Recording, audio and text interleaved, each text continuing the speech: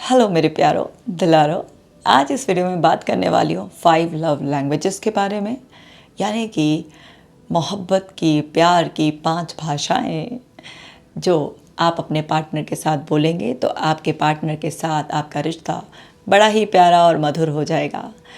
5 love languages. देखिए, हम अपने पार्टनर से का रिश्ता बहुत अच्छा और गहरा करना चाहते हैं।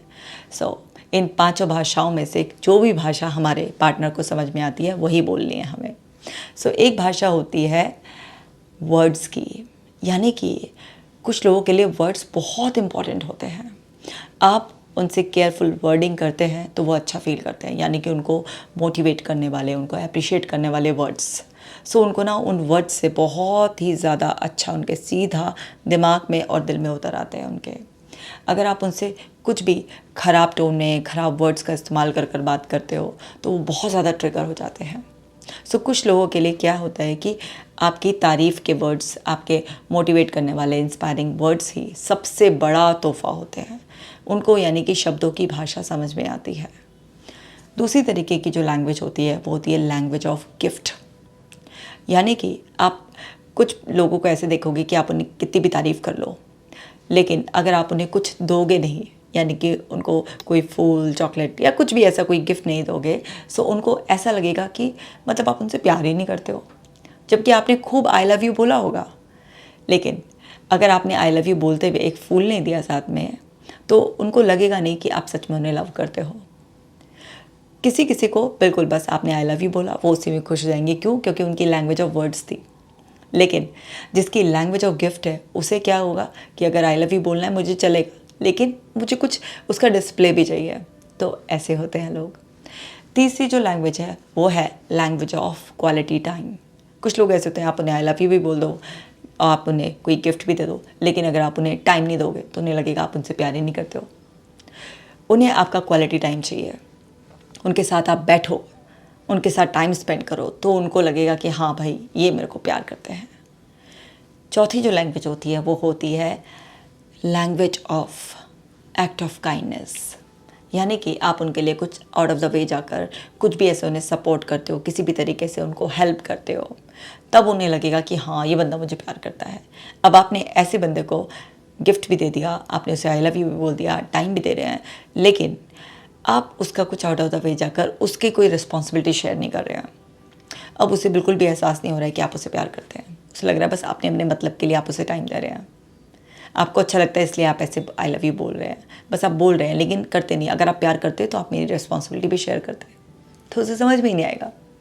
और जो पांचवी लैंग्वेज होती है वो होती है लैंग्वेज ऑफ टच। और सारे लोगों को टच की लैंग्वेज बहुत अच्छी लगती है। यानी कि आपने ऐसे बंदे को आई लव यू बोला, कोई गिफ्ट भी दे दिया, आप टाइम भी दे रहे हैं, आप उसका कुछ काम भी कर रहे हैं, लेकिन आपने उसे हग नहीं किया, आपने उसका हाथ नहीं पकड़ा, आपने उसे इससे सहलाया नहीं बच्चों की तरह, है ना, आपने उसके फोरहेड पे किस नहीं किया, उसे लगेगा ही नहीं कि आप उसे प्यार करते हैं। तो हम सब बिल्कुल यूनिक होते हैं, हमारी लव लैंग्वेजेस बिल्कुल अलग होती हैं। वैसे तो हम भाषा में ऐसे ही शब्दों का इस्तेमाल करते हैं ना। जो हमारी हिंदी, इंग्लिश, गुजराती, मराठी, वो तो लैंग्वेज अलग है। लव लैंग्वेजेस ये 5 हैं। कौन कौन सी बताई मैंने?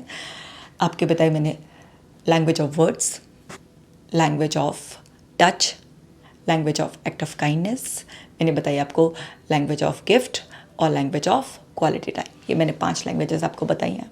तो ज़रा ऑब्जर्व करो, नोटिस करो आपकी खुद की कौन सी प्राइमरी लैंग्वेज है, यानी कि जो आपको चाहिए ही चाहिए।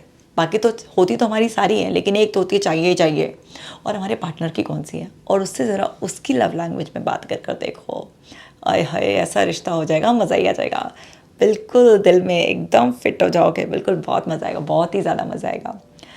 तो अब आपको ये जो है ना, आज से ही काम शुरू कर देना है, ऑब्जर्व करना, खुद को भी जानो, समझो, और अपने पार्टनर को कम्युनिकेट करो कि आपको कैसे अच्छा लगता है, और उसको भी उसकी लव लैंग्वेज में बात करो। भाई, मैंने तो अपने हस्बैंड की लव लैंग्वेज को बहुत अच्छी तरीके से समझ लिया है, और मैं अपनी तो समझती हूँ, तो मैंने उनको भी अच्छे से समझा दिया है। तो हमारी तो बॉन्डिंग परफेक्ट चलती है। वो मेरी लव लैंग्वेज में बात करते हैं, मैं उनकी लव लैंग्वेज में बात करती हूँ, जो हमारी प्राइमरी मेन लव लैंग्वेज है। बाकी तो ऐसा थोड़ा ना कि अगर किसी की सपोज़ की जो लैंग्वेज ऑफ टच है तो उसे गिफ्ट लेना अच्छा नहीं लगेगा, लेकिन अगर उसकी लैंग्वेज ऑफ टच है तो उसे पहले टच ही चाहिए, उसके साथ गिफ्ट होगा तो ठीक है। लेकिन अगर टच मिसिंग होगा और गिफ्ट होगा तो वो इनकम्प्लीटनेस वाली फीलिंग होती रहेगी। तो ये पांचों ही अच्छा है ना। सारी की सारी लैंग्वेज अपने आप में ब्यूटीफुल है, लेकिन अपनी डोमिनेटिंग प्राइमरी लैंग्वेज को पहचानो और उसमें अपने पार्टनर से कम्युनिकेट करो, और फिर देखो कैसे आप भी मुस्कुराते रहोगे और आपका पार्टनर भी खिला खिला सा रहेगा और आपका रिश्ता हो जाएगा बहुत ही स्ट्रांग।